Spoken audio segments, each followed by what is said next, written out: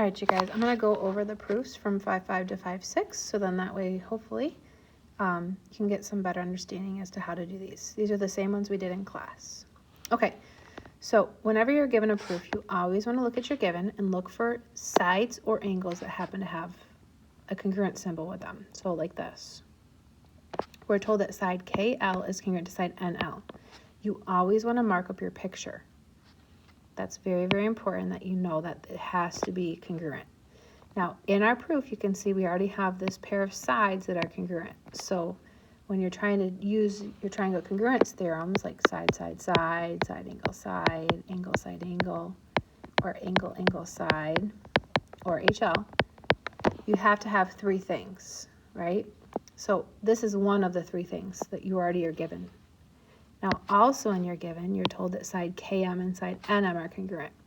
It's super important that you're going to actually mark up your picture so that way you can visually see which one of these 5 things you're using. So I'm adding tick marks to side KM and side NM, so I have a second side in my proof. So you have to have 3 things in your proof. Currently, we only have 2, right? These 2 things. So when you get stuck and you've used everything in your given, you look at your picture.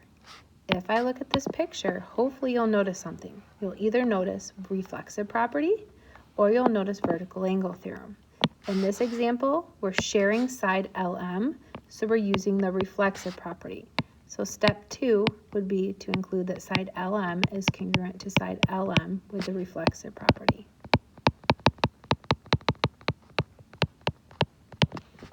Okay, so now I have 3 things, 3 sides, so I am done. So step 3 would be to prove that triangle KLM is congruent to triangle NLM using side, side, side. All right, let's try another one. So looking at this picture, you'll notice that we actually have more than just those 3 little triangles that are in there. We actually have 5 triangles in this picture. So we call these triangles overlapping triangles, and what I would always do every single time you have a problem like this is you actually want to trace over the triangles that you're trying to prove and draw them separate. So I've got triangle WZY, and then I also have triangle XZY. So I'm actually going to mark up the pictures where they're separate. All right, so in my given, I am told that side WY is congruent to side XZ. So WY, XZ, so I already have a side listed in my proof. So I still need 2 more parts. Remember the upside down T is showing that these are perpendicular. So I've got side WZ is perpendicular to side ZY. So remember perpendicular lines meet at right angles. So I'm going to draw on a right angle there. And then same thing with my XY and ZY. Those 2 are told that they're perpendicular as well. So I'm going to add in my right angle on that as well. Now notice how there's no congruent symbols. We have to include that those 2 angles are congruent. So angle WZY, that's this angle right here, right? WZY.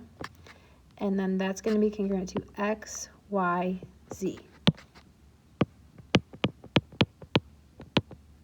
Right, they're both right angles, so they must be congruent to each other. So this reason is a little different. We're just going to write down that right angles are congruent. Okay, so now I have a side and an angle. So now I need 1 more part. So we're stuck, right? When you get done with your given, you always look at your picture for vertical angles or reflexive property. So yes, we have vertical angles here and here, but those aren't using these 2 bigger triangles.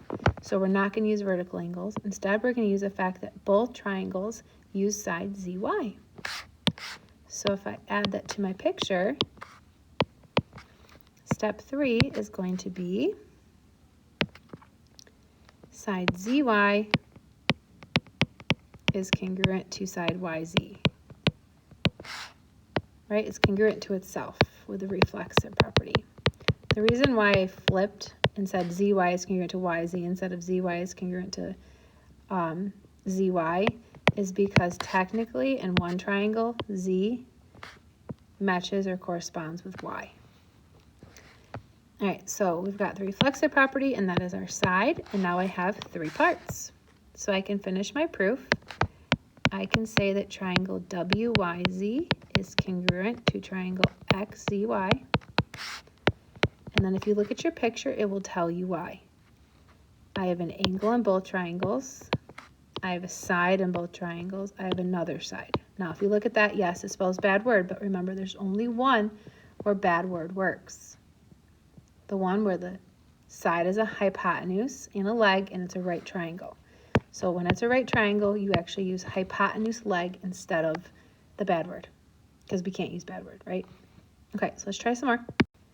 All right, so just like before, we're going to mark up our picture with any of these that have congruent symbols. So we only have one of them in this proof, right? We're given that angle A is congruent to angle E. So we already have an angle, so we need 2 more parts. So we're going to use this as a clue to come up with the other parts. If point C is the midpoint of BD, that would mean that these 2 segments must be the same length. So step 2 would be to say that segment BC is congruent to segment DC using the definition of a midpoint. Right? We just used that C was the midpoint of BD to say that those 2 segments were congruent. So now I have an angle and a pair of sides that are congruent. So now we're stuck. We've used our given. So that's when you look at your picture. You're either going to see vertical angles or you're going to see reflexive property, which whenever you see this bow tie picture, right, bow tie, these 2 angles are congruent.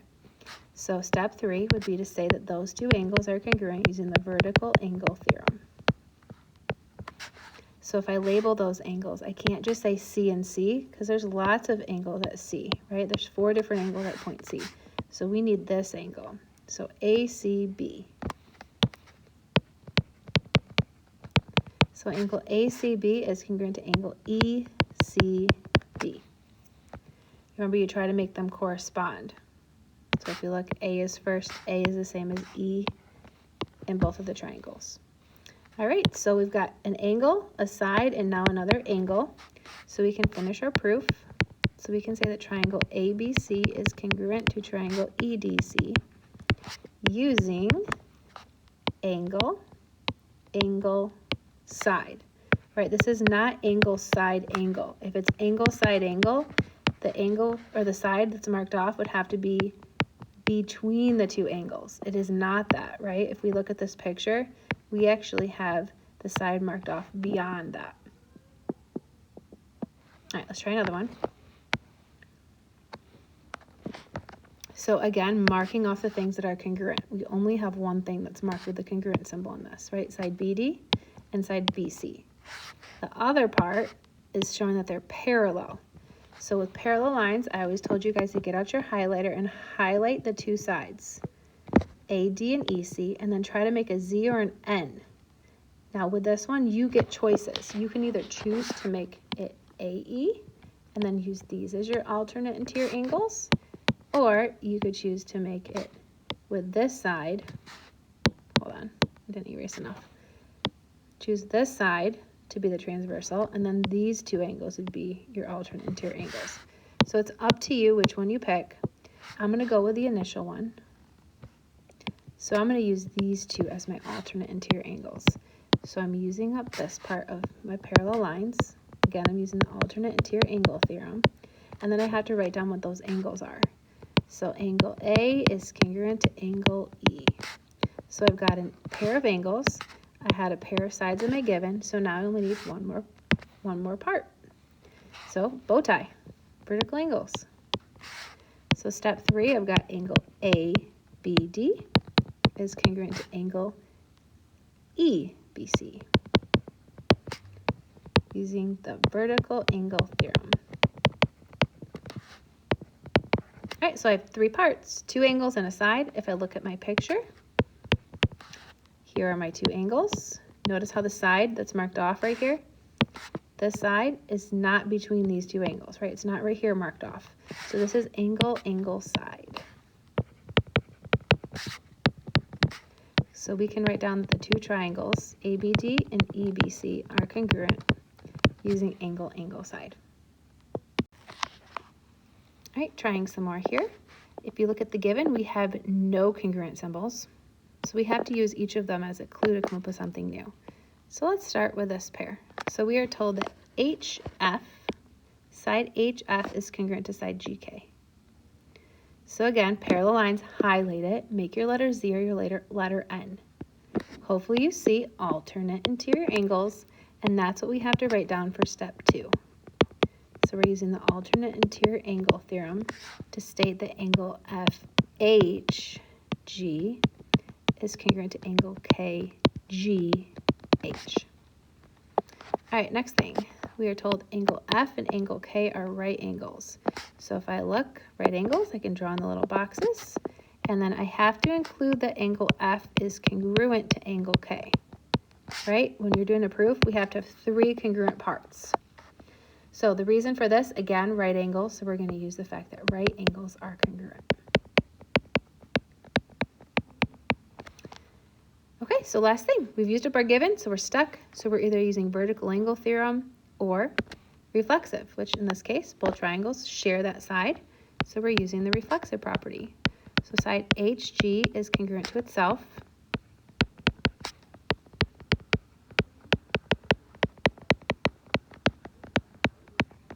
And I am done.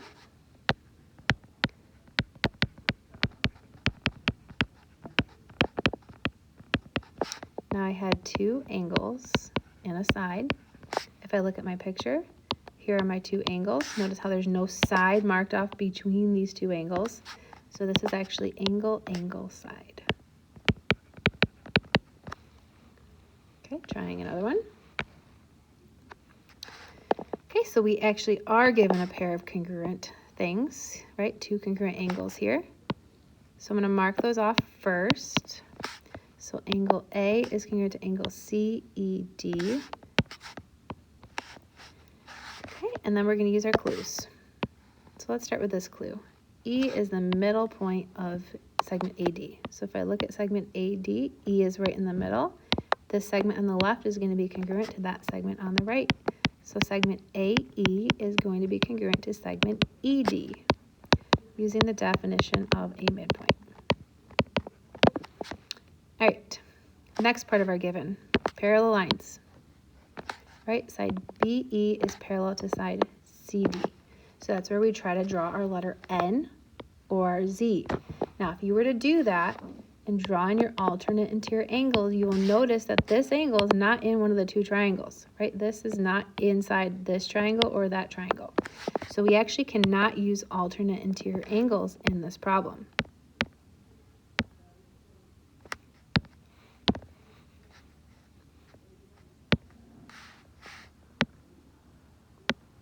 All right, I'm trying to erase this here.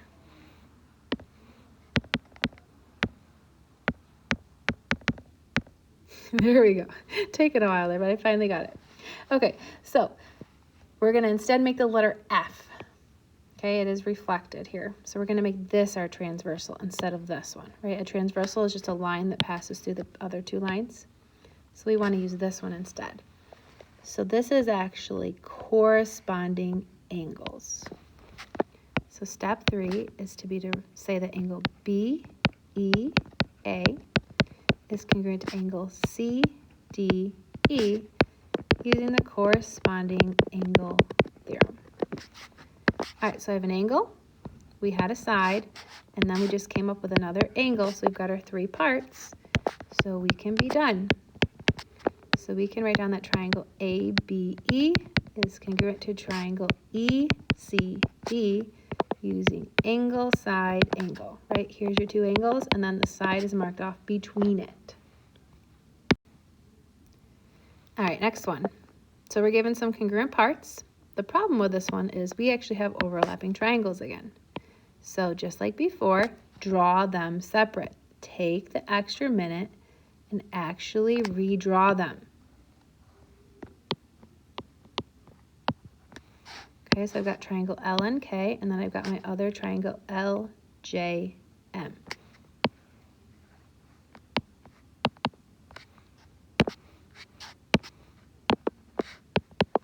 And then we're going to start marking off the parts. All right, so we are told that we have a pair of sides already. So side LM and side LK are congruent to each other. And then we also have angles J and N are congruent to each other. So we already have an angle. So we already have 2 of our 3 parts. We need to find our last missing part. Now the key with this one is realizing that we do not have vertical angles. We actually have reflexive property, right? We can't use vertical angles with this bow tie because these are not the big triangles that we have to prove that they're congruent. So instead, you have to realize that angle L is the exact same angle when you draw these 2 triangles separate. So this angle is found by doing JLM. If I trace JLM, it's the exact same one. So this is the reflexive property. Same thing over here, NLK is the same angle here at L. So we can state in step 2 that angle L is congruent to itself. Again, that's the reflexive property. Okay, we have not done one like that before until just this proof. All right, so I've got 2 angles and a side. Notice how the side is not between the 2 angles. So 3 steps and we are done. This is angle, angle, side.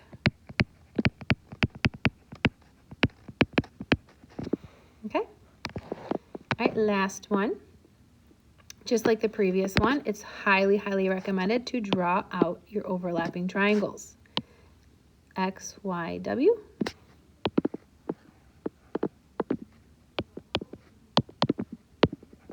And then our other triangle here is YXC.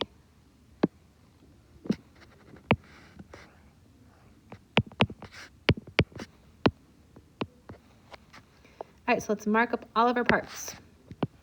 So we are told angle W is congruent to angle Z in our given. We are also told that angle XYW is congruent to angle YXZ.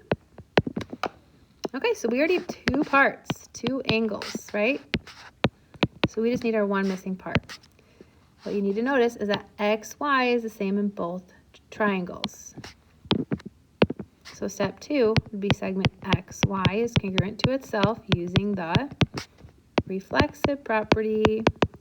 I told you guys we're going to use reflexive property a lot, almost as much as vertical angle theorem. Okay, so we are done in 3 steps. So triangle XYW is congruent to triangle YXC. Right, this is a pair of sides, so I have 2 angles and a side. And again, if you look at your picture, is the side that's marked off here with this tick mark right here, is that between these 2 angles? No. So this is angle, angle, side, not angle, side, angle. All right, that's it.